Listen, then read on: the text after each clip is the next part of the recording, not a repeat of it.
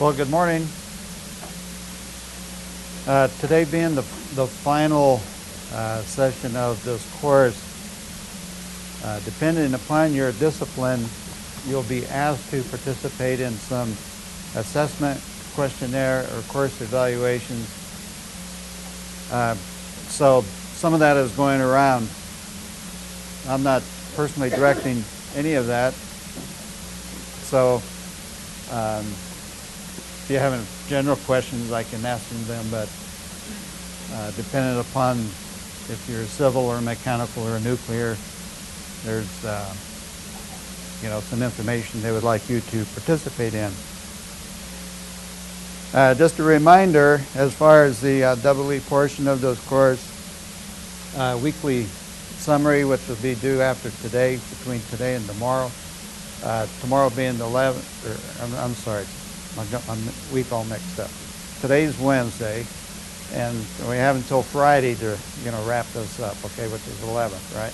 So between today and Friday, weekly summaries, and then also your PowerPoint presentation on some double E topic of interest of 10 to 15 slides. Email that to me so that I have that. And be sure to sign the attendance pad that's going around so we have that information. Waiting for a few minutes for my guest presenter to show up. So I'm just going to have to punt here for a little while. One of the questions that has come up a little bit, and this is not exactly an electrical engineering question per se, but being that we're dealing with electrical energy, there's questions about different technologies having to do with batteries and battery systems, and this will be a very important item. It is now, and I think it will continue to be very important. And so I tried to kind of show a chart here a little bit to at least compare a few things. Basically, the biggest measure of a battery or a portable power system is the energy density, and that's measured in basically kilowatts per hour, or kilogram, I should say, kilowatt hours per kilogram. So how much energy per weight does a battery system have? And for years and years, we've used basically lead-acid batteries. We still use a lot of lead-acid batteries in our automobiles to help start them and run some of the electrical things.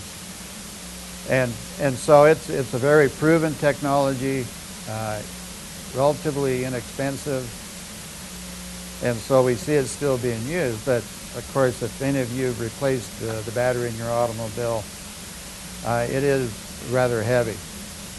And so we don't see lead-acid batteries being employed in portable applications that we like, such as cell phones. And so other technologies that have come about over the years, rechargeable, other rechargeable, and of course these are all rechargeable. You have nickel-cadmium, nickel metal hydride, and now probably the most popular and common in cell phone technology is lithium-ion type battery technology. The interesting thing about these newer technologies is that they have a lot of potential, but they also seem to be rather unstable, or they're not very forgiving for being charged or discharged in a way that they don't like, by the natural chemistry of the process that's going on. And so there's a lot of electronics. Somebody earlier had asked about power electronics. I mean, a big deal in power electronics is designing circuitry for the control of lithium-ion battery systems so that you can reliably charge them, reliably discharge them, and therefore they'll have a long service life. And so the newer technologies require a lot more electronics to handle them properly. a lead acid battery in comparison, simple battery charger, that you can buy at any, hardware store, costs maybe 20 bucks or so. I mean, you can put it on a lead acid battery and you can charge it and it's happy and it will, charge it forever. You can overcharge it and it doesn't mind it too much. But the newer devices, the newer batteries, they're very picky. And so there's lots of development into electronics in order to handle those. But because of their energy density, they're very popular and they're being used in modern applications, particularly in hybrid vehicles and a lot of applications like that. And so there's a lot of electrical engineering design work going into designing circuits for things. Noise something I hear, or is that just somebody's mic's on the other room? Somebody fell over, went to sleep. Okay. Another interesting development in terms of energy storage technology here is what's called supercapacitors. And supercapacitors are kind of like a cousin to batteries in that they also depend upon a kind of electrochemical kind of a situation. But they don't charge and have a electrochemical process of charging or discharging. And so they behave like a traditional capacitor. And a traditional capacitor stores the energy. You have two conductive plates that are close together with the insulator in between. And then you put a potential across that and you create an electric field. In that electric field is where the energy is stored in a typical capacitor. So a supercapacitor does it differently, if you will. And this is kind of an example of somebody else that asked about nanotechnology, basically using very, microscopic things in the material itself to create a very large surface area. So on the very, nano scale, there's just a tremendous amount of surface area in order to get the capacitance up. Question in the back? Yeah, just a few minutes ago, and then I think it stopped. Being all fault. I mean, room 16 is also connected in, so maybe it's over there.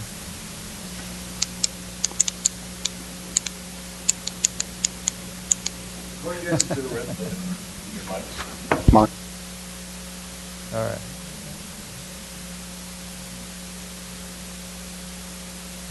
Maybe it's the God's trying to talk to us or something like that.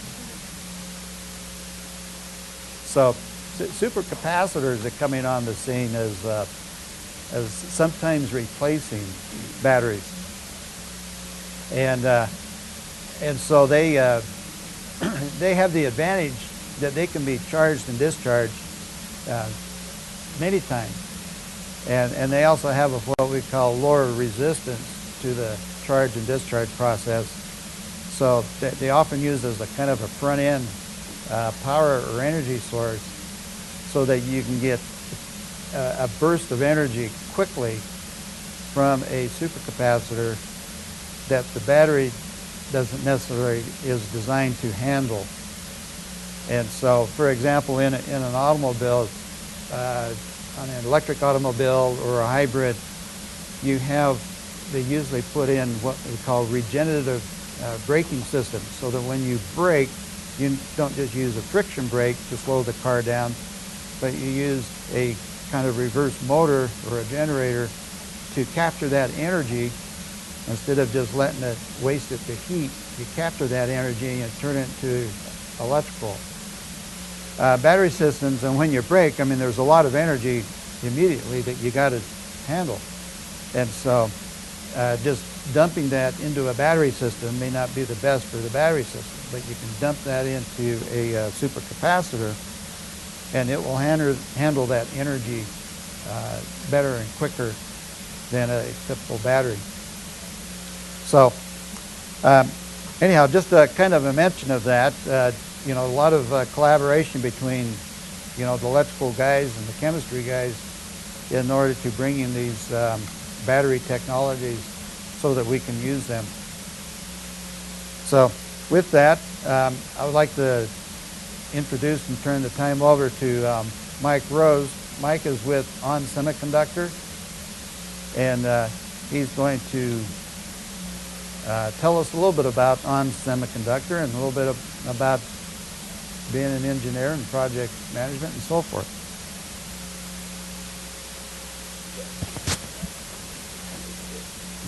Want to load that? You want me to? Well,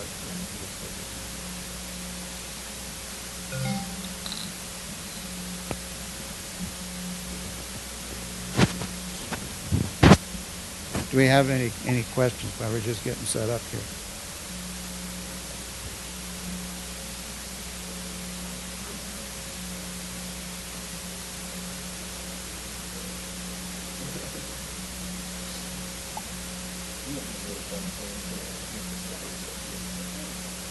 I don't.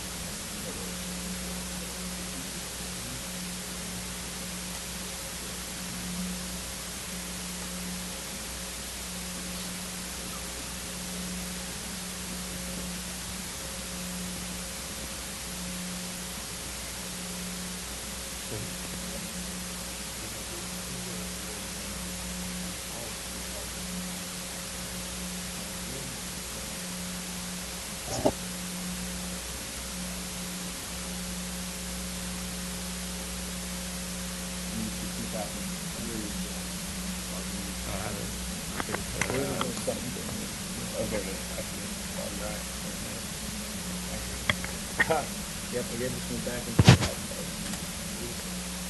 Different thing. All right, guys. Okay, here's a microphone for you. It's portable. All right. Sorry about the lateness. This is on. Okay. Blackberry on. I can't wait. Oh.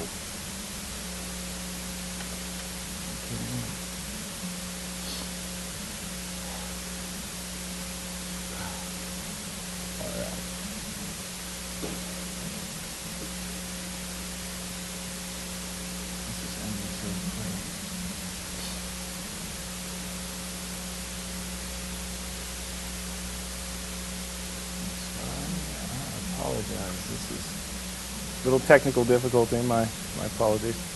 Can the people in IF hear me just fine? Oh, good. See, I thought I was late. I'm only as late as the latest student, so I'm on time. Perfect. All right. So first off, I do work at ON Semiconductor. I worked there at AMI when it was AMI. I was hired on as a process engineer. I graduated from ISU with a zoology degree, right? I was going to be a dentist or a doctor. That was my dream, but realized after shadowing them that that wasn't necessarily what I wanted to do. And I didn't want to do a brain-dead job, so I became an engineer. I applied, used my math skills. I excelled in organic chemistries and in physics and whatnot. All classes that are extremely important to engineers, right? I worked with a lot of PhDs, masters, you name it. I've worked with them at all different levels, from MTs to VPs, CEOs. It's great. Right now what I am is I'm a project and account manager, engineering project and account manager, if you will, product marketing engineer. We wear many hats in the foundry business, where we build custom application-specific integrated circuits, right? ASICs, right? Integrated circuits are huge. How many people got cell phones, right? He was talking about the brakes to the car, right? So you need something that will translate that pressure that you apply to the brake into how it's going to slow down the car. So you need a chip to do that. We build chips like that. That's just an example. I mean, that's like tip of the iceberg. We build everything. You name it. We can put it in something or in a human. Implantable defibrillators, right? Insulin pumps that are implantable.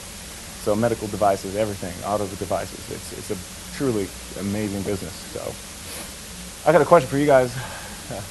So what do you guys know about, semiconductor business? Anything?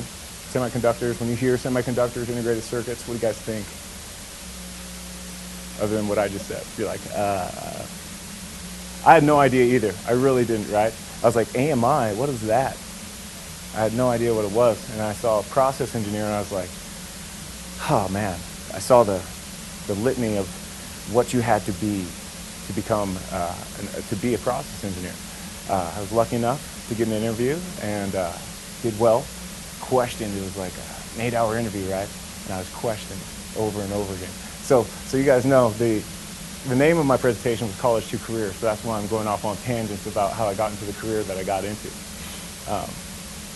And so I went through this 8-hour interview. It was like from 7 a.m. to 3 p.m., just different groups of people, different managers, different directors, and then it's like, your heart's racing, you're nervous, and you don't know. 2 weeks later, I get a phone call for a second interview. Did well in that, and got an offer. And since then, I've been happy to be working. And a lot of people don't have that advantage. So the other question is, what do you guys want to know about working in the semiconductor industry? Education or skills that are required, right? How many people would even be interested? I never thought I would be, but I knew I didn't want to do anything brain dead, right? And when I say that, I mean I didn't want to do something that was the same every day. I didn't want to come into work and just know exactly what was going to be thrown at me. And that's the beautiful thing about it, is it's so dynamic that it's the opposite. It's everything that isn't brain dead. Every day is different. You never know what's going to be thrown at you, especially as a project manager. So what we're going to achieve today, or what I hope to achieve, is that you have a better understanding of the education, your career opportunities. As an electrical engineer, a lot of my friends, right, my colleagues, I'm 27 years old. I don't have my master's yet. But a lot of my friends and colleagues are older than me, right? Engineers that have their masters, their PhDs, and you don't necessarily have to have all of those things, but they do help. And it definitely helps if you want to make what we all want, money, right? So if you're a master's or a PhD or something like that, you get hired on, I mean, you're going to be offered a lot more money than, say, an undergrad, which I would not tell you what I make. So what you have to do is identify what career you want to go into, right? What are your educational goals? Engineering is the great thing about like electrical engineering, nuclear engineering, mechanical engineering, just the engineering background, what you will be exposed to as far as mathematics and physics, everything, right, chemistries, is that there's so many different positions in the industry that you can get into, and there are so many positions in this industry that it literally caters to anybody with any background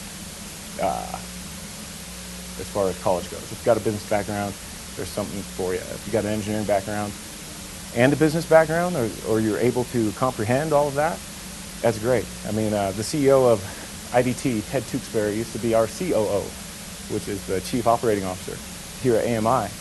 Still a friend of mine, a colleague of mine. He got his undergrad, master's, and his PhD from MIT. So the guy's a genius, and I still talk to him. He's doing fantastic. But again, identify what kind of education you want, what you want to do. And having a PhD and having a good understanding about a business is a great way to do it. And of course, creating an action plan, right? And that's what I have to do every day, is monitor and control my projects, right? My accounts. Customers come to you for solutions, right? They have a problem. I need this to do that. Well, we have design engineers who will take all of the specifications, the voltage, to a transistor, right? To the transistors, and that's just that's very high level. I won't get into too much detail as far as that's concerned, but it will go from design to integration engineers, are we capable of creating this thing on an 8-inch wafer in Fab 10, or do we have to go to Aizu, Japan, or Piastani in Czech Republic, or do we have to build it in Gresham, Oregon? So, I mean, there's so many factors. So, what job will you have when you graduate? I mean, great question, right? I'd have never thought. If somebody asked me while I was playing football, I was an athlete. I played football here, which is, yeah, the oxymoron, right? It's like a smart athlete. But they exist. What job will you have when you graduate? I never thought I would become a process engineer, not in a million years. One, I didn't even know the job existed. What does a process engineer do in the semiconductor industry? What we do is there's fab, right? A clean room. It's, let's say, particles. It's more clean than any hospital you ever walked into. There's 1 particle per 10 million particles, right? There's 1 maybe dust molecule. I mean, it's amazing what they can do. So you go into the fab, you have a tool set. I was an etch engineer, so I deal with wet etch and dry etch, which means plasma, right? You have this fire. Basically, you create this recipe of a controlled fire that etches away a layer and leaves what you want to leave, whether that be metal lines or a polysilicon gate, whatever you want, it's still there. So basically, you got this stencil, you etch it away, and then you got what's left over. You put another layer on top of it, and you keep building up, right? Pretty simple, conceptually. So, I never thought I'd be doing that, ever. But I am. And then I continued on to more of a business aspect of it, getting a better all-around idea of what it takes to get the idea to a physical object to a customer, and then into, for example, a car, right? So I have some questions for you. And a great motivator, there's many motivators.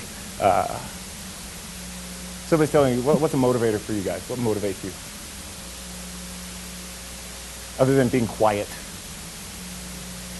Money. Oh, man, yes, right? That's what I say, money. That's why I ask trivia questions and I say, why not give them money? That's what everybody wants, right? And engineering positions, I probably pay one of the best salaries coming straight out of an undergrad if you wanted to become an engineer at a company like Premier Technologies, on semiconductor, close to here, close to town.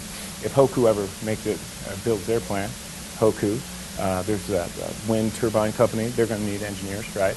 There's a litany of companies that are going to need engineers, electrical engineers, you name it, mechanical, INL, new engineers, right? So I have some questions, all right. These products, they did not exist 30 years ago.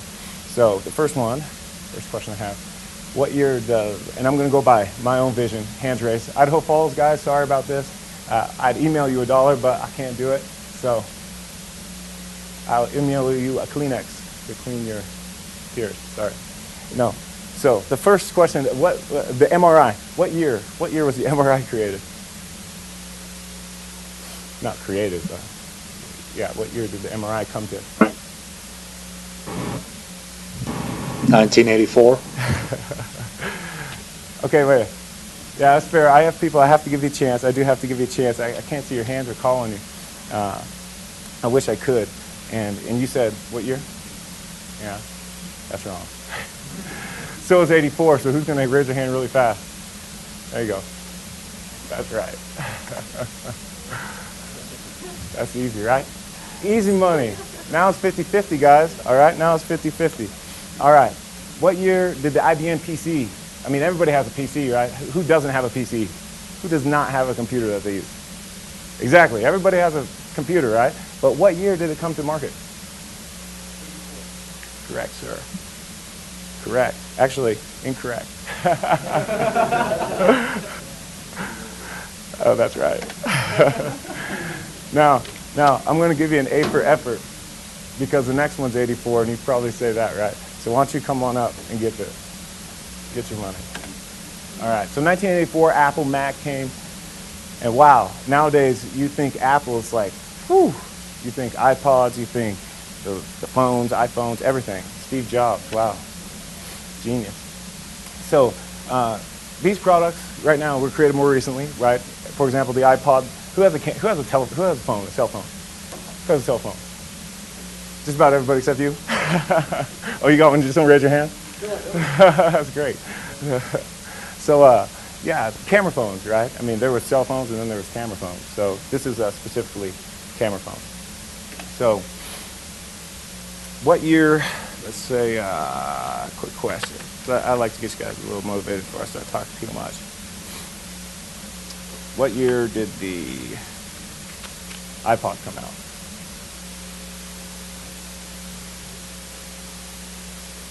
You know what?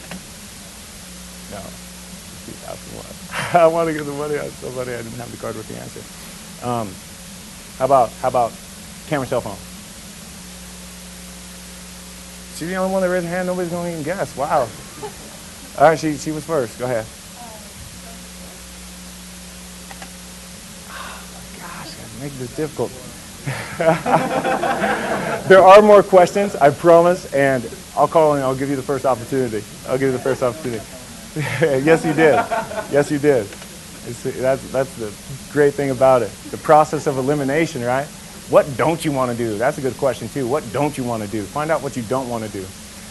And the great thing, you guys are young, and I consider myself young, but a lot of jobs that exist now, or don't exist right now, will exist in the future. So you guys are building this skills, this foundation, this set of skills that are going to help you out in whatever career you choose. It doesn't really matter. Now, engineering, that's why I think it's great, is because there's a lack of science, technology, engineering, mathematics. There's a lack of that focus in America. That's the truth. They've done studies. Go look them up, right? It's scary. A lot of other countries are beating us in that competition of just education, just sheer education and passing maybe a standardized test. But creativity and a lot of other factors that are qualitatively measured instead of quantitatively measured come into play a lot too. Right? How creative are you? And how will you prepare, right? How are you guys going to prepare for this? It's like, I don't know, graduate, step one, right? Maybe get my master's in something, not sure yet. You may change your focus, you may change your major. However, engineering is great. So as far as what my company does, it's huge, right? On Semiconductor is worldwide. We have fabs everywhere. A fab is somewhere where we actually manufacture wafers, and then we ship them off to the Philippines, where we slice and dice them, package them if the customer wants us to package them, and then we'll ship them off to the customer. So it's a lot of logistics, supply chain stuff. It's all there. So if you look at all of these jobs, they all exist in the semiconductor industry. So I don't know what you guys would be interested in, because everybody's different, but I was definitely interested in working with customers, interacting with people. That's what I like to do. I like to work with people. I like to see large sums of money move and be a part of that. I like to be a part of helping out the bottom line of the company, and I also like to be a part of seeing something from initiation come to fruition. For example, I work specifically with a company. One of our customers is FLIR, forward-looking infrared. Right? They put cameras in everything, infrared cameras. So you could look 12 kilometers out and see another human, right, in pitch black. It's truly amazing. I'm sure you guys have seen, maybe on the internet, people with, they're not the only company that makes focal planes, right, that makes infrared focal plane arrays. But I'm sure you've seen, like, soldiers out there in the field, and they're using their rifles, and they got night vision, right? Night vision, but it's really not night vision. This is infrared. It's a little bit different, but they use microbolometers. And FLIR, the customer that I work with, is what they're doing, and what I get to see, which other people don't have privy to, is amazing, and that gets me going. That makes me want to go to work, go see what's going to happen, and help them out, help our company out, and basically negotiate and come to agreements that are win-win, right? Everything in life has to be win-win. Sacrifice too much, you're gonna hate yourself. So this saying, I like this saying, right? If you don't know where you're going, right? Every road's gonna lead nowhere. So you gotta have an idea of what you want to be, and then you just have to decide that I'm gonna do it. Pretty simple. But being simple and actually doing thinking about something and actually taking action and doing it. Two big differences. So just so you guys know, if you just have your associate's or technical degree, get your AA. Let's say you want to quit school. It's like, what kind of opportunities would I have? You got to ask yourself. So at our company specifically, we have MTs, technicians, customer service people, other things like that. Probably don't want to do that, especially if you guys are going to be engineering backgrounds with a degree. So you ask yourself, okay, now I got my bachelor's. What can I do? Well, you can be what I did. You could be a process engineer. You could be a maintenance engineer or equipment engineer. You could go into a business unit, quality, which deals with everything that when you build a microchip, right, you have to have these things perfect, literally perfect. And people pay for perfection, right? So you build 25 of these wafers or something like that, and it yields one good die, 1 out of 25. And let's say there's 4 per wafer because they're stitched. That's another thing. Look it up. Write that down. Look it up. Pretty neat stuff. Not many people can do that. Basically, you build this one integrated circuit using 4 different masks. Boom, boom, boom, boom, boom. You have to align it just right. So it has to be perfect. This thing's going to go into a satellite that's going to be orbiting the Earth, and you have one shot. You're going to pay a lot of money to make sure that thing is perfect. So the quality control on these is impeccable. And if you look into it, it's mind-boggling how many tests these things go through before you can say it's qualified, it's good to go. It's amazing. So when you look at these, and again, the great motivator, cash money, right? Why aren't we all hedge fund managers, right? Because one, you want to do something that's rewarding. This is a rewarding job for me, knowing that what we do is, I see it every day. That's the beautiful thing about it. I see it every day. Every time I look at like an Epson, something like that, right? Or I can look at a speaker system, any lighting, transistors, power converters. We make so many things that I just see these applications being used all the time, and it's amazing. So, great motivator being money, right? So this is starting salaries, guys, starting salaries.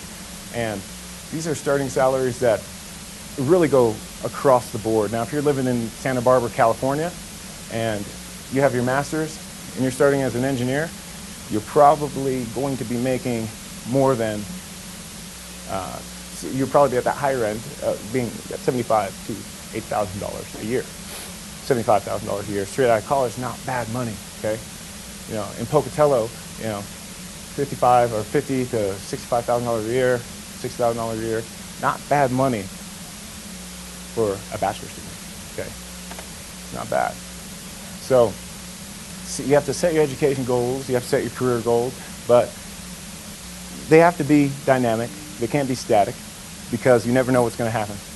And of course, for you guys, you got to excel in mathematics and science, physics, all that stuff. You have to excel because they're going to ask you questions. If you go to Microsoft, they're going to ask you, why is a manhole round? All right, have you guys ever looked up that question? Ever thought about that? Why is a manhole round? Well, the human body has to go down it. If it was square, right, the human body wouldn't be as efficient. Also, if it's a circle, when you drive over it, the pressure from a tire, right, or a car going over it's going to be distributed more equally than if it was a square, rectangular, or any other shape. It's round. If it's going to fall then you could argue, well, what if it fell into the hole, right? It's almost impossible. I mean, the angle that you'd have to create would be almost impossible. And then you could also put a lip on it. So many things you could do, but they ask questions like that. How does a plane fly, right? You have the curvature of the wing, you have a low pressure system, a high pressure system. Everything wants to go from a lower or higher concentration to a lower concentration, right? Concentration gradient is basic concept. And so if you have a lower pressure on the top of the wing, a higher pressure on the bottom of the wing, boom, it's going to go up, right? Pretty simple stuff. Concept. So you have to ask yourself, what are your interests? What's your passions? Are you guys passionate about anything? You might not know yet. You might not know. What are your strengths? What are your weaknesses? Maybe you're really good at math and studying and things like that, but you're not good with people. You just don't like to interact with people. You're a little shy. You're introverted. So you see maybe what would help you with that. What are your life goals? You just want to have a big family? Maybe a job that requires 10-hour work days, or sometimes 60-hour work weeks, and your jet setting and all that stuff isn't for you if you want to have a family, right? And then, so what am I good at? You have to ask yourself that. If you're an engineer and you're good at just looking at things and finding problems or finding an issue with something, as opposed to having the idea and creating it. I mean, those are two very different talents, and could be utilized in two different positions. What is your educational interest, and ultimately, that one in the bottom left-hand corner. What do you want, right? What do I want? It's crazy. You never know what you want. That's dynamic. That always changes. It changes for me every day. So, yeah, Thomas Edison, everybody's heard this quote before, right? I'm not discouraged because by every wrong attempt, discarded is another step forward. So it's like the 10,000 tries, right? Or what I like to say is, what time do we have? 9:36. Good, I got a little bit of time. What I like to say is, you look at like a torpedo. It's going through, it's going to hit another submarine. So what is it doing? It's constantly making mistakes, right? We make mistakes as humans. We're constantly making mistakes. The beautiful thing about it is we can constantly correct those mistakes. So for 1,000 mistakes, got 1,000 corrections. What does that is the integrated circuit, the chip in it, but that's a whole other deal. So I have a question for you guys, and this is a dollar question. This is a dollar question. What is the main purpose of your resume? And I'll give you an A, B, or C, and then I kind of want to know why you picked it. But what do you guys think? Hands can go up right there. Yeah, you raise your hand. B, to show the employer that I am a must hire. Possibly, but no. To be selected for the short list of people that get an interview. Correct, sir. All right, you got to come up. I ain't walking all the way back there. Come on now. Good job. No, but seriously, that is what it is, right? You guys are going to be put into a pile when you have this resume. You're going to write a cover letter that explains who I am. Like, dear Mr. Whomever, right? I'm very excited for this position. These are my skills, and give them a little story. I look forward to speaking to you in greater detail about this position, right? So you are a piece of paper, and maybe you're a good writer and you can put your personality on that piece of paper and they might like you, but you will be put on this short list of people who are very smart, right? 4.0s, they might have a PhD, they might have this, they might have that. But how you come by your employer or who's ever interviewing you is the next step. But just being picked for an interview is not easy, okay? It's especially in today's job market, right? You guys are looking at today's job market and you're like, geez, man, after I graduate college, is there going to be anything? Right? I would, that's why I would not want to go into the financial industry. But engineering is great, right? The government, they want to build, we need to create. Everything is always advancing, right? If it's not broke, don't fix it. But at the same time, we're always improving the things that aren't broken. We're always improving them. So there's always going to be jobs in that respect. So what do you guys think the starting salary for just Bachelor of Science, double E, was in 2007? I'll give you some. A, B, or C. No hands. Wow, don't even want to guess. What was that? Dang. A for effort. No, but look at that. Look at that. 6,000 was the average nationwide. This is America, right? And then if you have your master's, 70,000 almost, right? You got your PhD, 87,000. That's working for a semiconductor company. Like there's ON Semiconductor, there's Integrated Device Technologies, Intersil. You could go and look into the technology sector. There's many companies. The big names that you've probably all heard, Intel, right? Who hasn't heard? Who's not heard of Intel? Exactly, right? They build massive amounts of chips. Crazy. Who's heard of Micron? Right? Micron's gone, right? They were so focused on the niche market of memory that they killed themselves. That's what I like about my company, is that we're in so many different arenas that really you can survive, especially in custom foundry. people come to us with anything and just want us to build it. I work in the custom foundry business unit, so when people come to us, it's pretty amazing because we get to see things that other companies or other business units don't. We get to see what other people won't make. So I'll give you another try. Come on now. Say that again.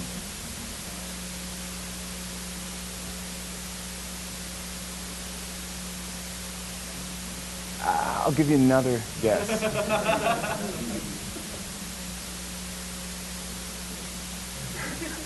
Ask the audience. No, you. What do you say? Then you said A, because A is correct. You should go with your gut. Come and get your money. Get your money. All right. So look at that, guys. I mean, I'm telling you, 317,000 jobs, right? So software engineering, right? IC, IT people, right? IS, information systems people. Obviously, that's a huge market too. You look at Google, you look at the Facebooks and all these other website, all these other internet, and other things like that. But then you have to look at software, Microsoft. If you look at Larry Eskilson for Oracle, right? And Novell and Java, right? Bill Joy, amazing story. All right, how about this? 1700s. Can anybody give me a name of somebody who they could think of maybe? Benjamin Franklin. That is correct. Did you see that slide? That's good. That's one of them. That is one of them. I'd email that to you, but that's right.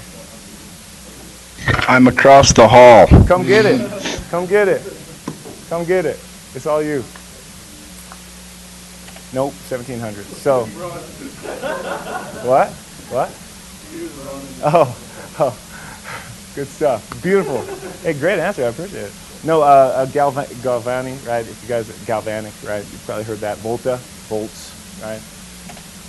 Name one person from the 1800s, right? Maybe some people consider electrical engineers before electrical engineering was really.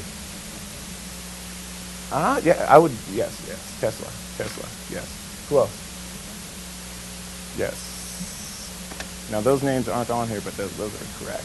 Actually, was Edison in 1900? Regardless, I'll give $1 anyway because I like Thomas Edison and I really like Tesla. So come get it.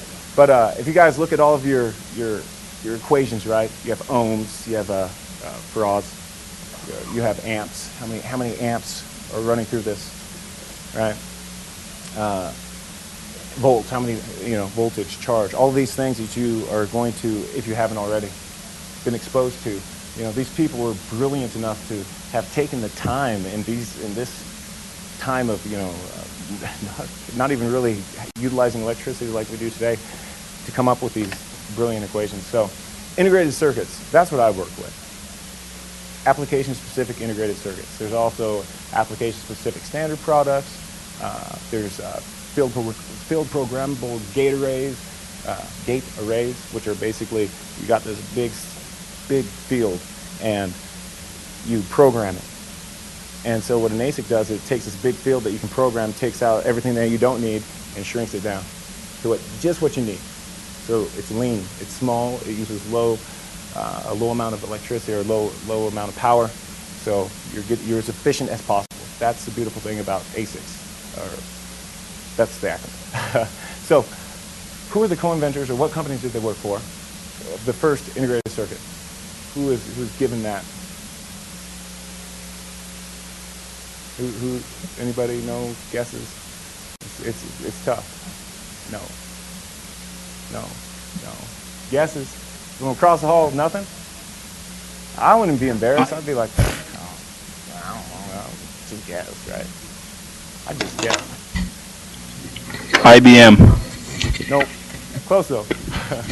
Texas Instruments and Fairchild Semiconductor, right? Jack Kilby and Robert Noyce, right? These guys are heralded for creating this integrated circuit, which we see every day. Right? So one of the two above, this is 50-50. I just start raising my hand and asking, which one of the above was given the Nobel Prize? Oh, wait. You were wrong anyway. Jack Kilby for Texas Instruments. Yes, that's right. But Robert Noyce is incorrect. You come get it. All right, good job. Jack Kilby in physics in the year 2000, so years later, I mean, years later, he's finally given Nobel some notoriety for creating this thing that has really shaped the lives of everybody in this room, right? If you're in the hospital, you're getting ultrasounded, you know, whatever it is, they use a lot of integrated circuits and a lot of medical devices. Okay, before anybody looks and Googles this, IEEE, right? Anybody ever heard of IEEE? Raise your hand. You've heard of it? Anybody else heard of it? Okay, what does IEEE stand for? I have no idea is what he's thinking. You want to guess? Idaho Environmental.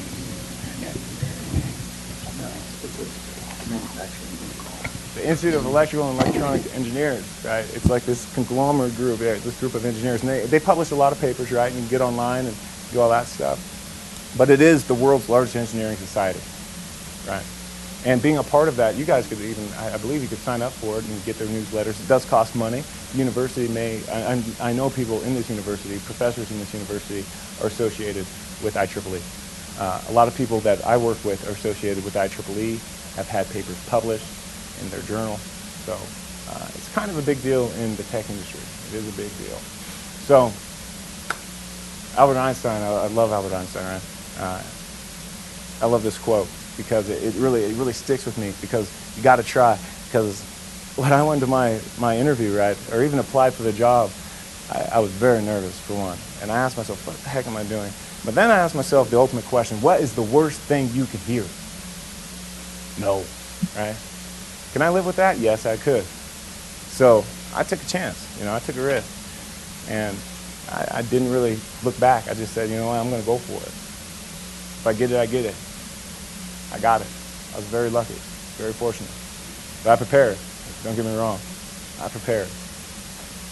And so you have to decide what you want and make changes, right? I mean, that's just like I was talking about that torpedo that's constantly making these mistakes.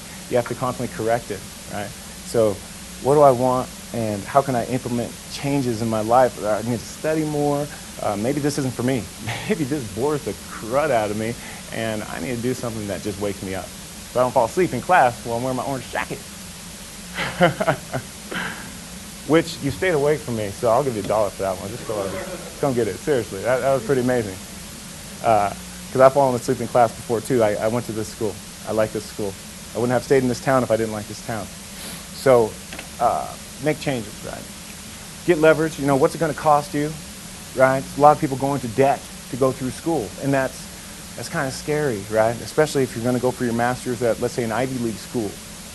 You're looking at $80,000 to $100,000 just for 2 years, right? You're really backing yourself up in the corner, but that's okay, right? You're getting an education that is a great education, and now that you're in debt, you kind of have to that really fuels you to have to go get a really good job, or at least something that makes you happy, right? Something that is rewarding.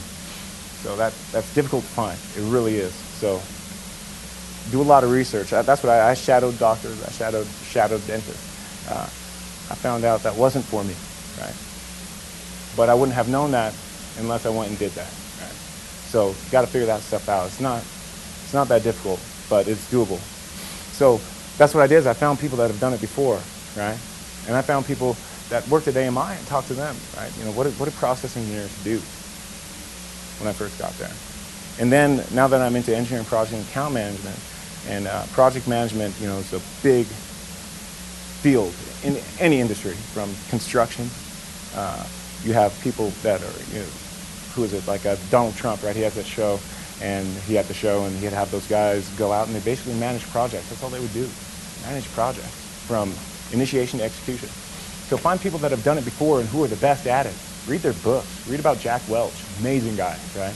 Read about Bill Joy. Read the book Outliers by Malcolm Gladwell. If you guys haven't heard of that, it's a great book. Outliers by Malcolm Gladwell. Basically what it breaks down is these people who you see as extreme success stories, like a Bill Gates, Bill Joy, that's the Java guy, if you guys don't know. Great athletes. It's about opportunities, right? Opportunities. Bill Gates he went to Lakeside High School in Washington.